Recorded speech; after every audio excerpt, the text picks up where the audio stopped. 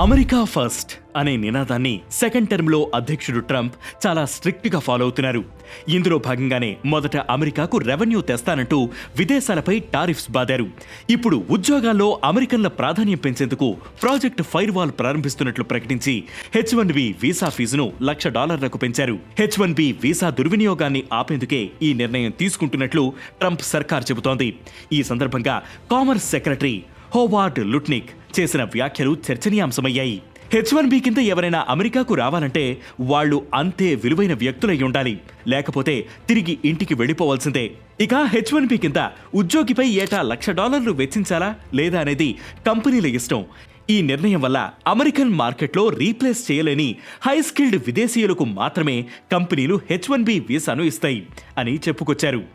Science, technology, engineering and mathematics విభాగాల్లో నిపుణుల కొరతను భర్తీ చేసేందుకు 1990లో ఈ H-1B ప్రోగ్రాంను అమెరికా ప్రారంభించింది. ఈ వీసాలు 3 ఏళ్లు మాత్రమే చెల్లుబాటవుతాయి. ఆ తర్వాత రెన్యువల్ చేసుకోవాల్సి ఉంటుంది. లాటరీ పద్ధతిలో ఏటా 85,000 వీసాలు మంజూరు చేస్తారు. ఇందుకోసం ఒక్కో అప్లికేషన్కు వివిధ ఛార్జీల కింద కంపెనీలు దాదాపు $1,500 చెల్లించాల్సి వచ్చేది. వీటి ద్వారా ఎక్కువగా భారతీయులే లబ్ధి పొందుతున్నారు. 71% మంది H-1B వీసా హోల్డర్లు భారతీయులే ఉన్నారు. కానీ ఇప్పుడు ఆ ఫీజు $1,00,000 అంటే మన లెక్కలో 88 లక్షల పైన చేయడంతో లెక్కలు మారే అవకాశముంది. అటు కంపెనీలతో పాటు ఉద్యోగులకు వీసా ప్రాసెస్ కష్టంగానే ఉండనుంది. ఇన్ఫోసిస్, విప్రో, టీసీఎస్, కాగ్నిజెంట్ వంటి ఐటీ కంపెనీలు యుఎస్ ప్రాజెక్టుల కోసం ఎక్కువగా ఈ వీసాపైనే ఆధారపడ్డాయి. ఇక్కడి ఉద్యోగులను H-1B పైన అమెరికాకు పంపి భారీగా లబ్ధి పొందాయి. కానీ ఇప్పుడు ఫీజు పెంపు నేపథ్యంలో కంపెనీలు ఎలాంటి నిర్ణయం తీసుకుంటాయి అనేది తెలియాల్సి ఉంది. ఓవరాల్ గా అమెరికాకు H-1B పైన పంపే ఉద్యోగుల సంఖ్య మాత్రం తగ్గే అవకాశాలు కనిపిస్తున్నాయని విశ్లేషకులు చెబుతున్నారు. ఇది $250 బిలియన్ ఇండియన్ ఐటీ ఇండస్ట్రీ పైన తీవ్రంగా ప్రభావం చూపొచ్చని అంటున్నారు. మరోవైపు ఈ నిర్ణయంతో అమెరికాలో భారతీయులకు భారీగా ఉద్యోగాలు తగ్గిపోతాయి. అక్కడ ఎంఎస్ చదివేందుకు వెళ్లే వారి సంఖ్య కూడా గణనీయంగా తగ్గనుంది. ఇప్పటికే ఎంఎస్ పూర్తి చేసిన వారు $1,00,000 విలువైన ప్రొడక్టివిటీ అందించగలిగితేనే కంపెనీలు వారిని స్పాన్సర్ చేస్తాయి. దీనివల్ల ఎవరిని పడితే వారిని నియమించుకునేందుకు వీలుపడదు.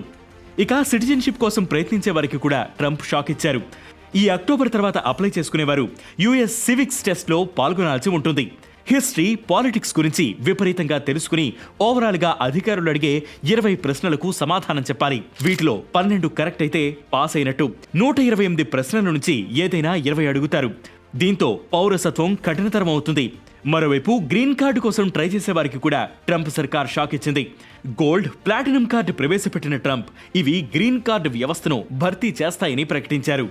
గ్రీన్ కార్డు వచ్చేందుకు అవసరమయ్యే EB-1, EB-2 వీసాలను కూడా తొలగించే అంశాన్ని పరిశీలిస్తున్నట్లు ట్రంప్ సర్కార్ చెబుతోంది. $1 మిలియన్ ఇన్వెస్ట్ చేస్తే గోల్డ్ కార్డ్, $5 మిలియన్ ఇన్వెస్ట్ చేస్తే ప్లాటినం కార్డ్ అందించనున్నట్లు చెప్పుకొచ్చింది. ఇలా ట్రంప్ సర్కార్ తీసుకుంటున్న వరుస సంచలన నిర్ణయాలు ఈ వీసా వ్యవస్థపై ఆధారపడిన కంపెనీలు, ఉద్యోగులకు సవాలుగా మారుతున్నాయని విశ్లేషకులు చెబుతున్నారు. మరి దీని ప్రభావం భవిష్యత్తులో ఎంతవరకు ఉండొచ్చనేది తెలియాల్సి ఉంది.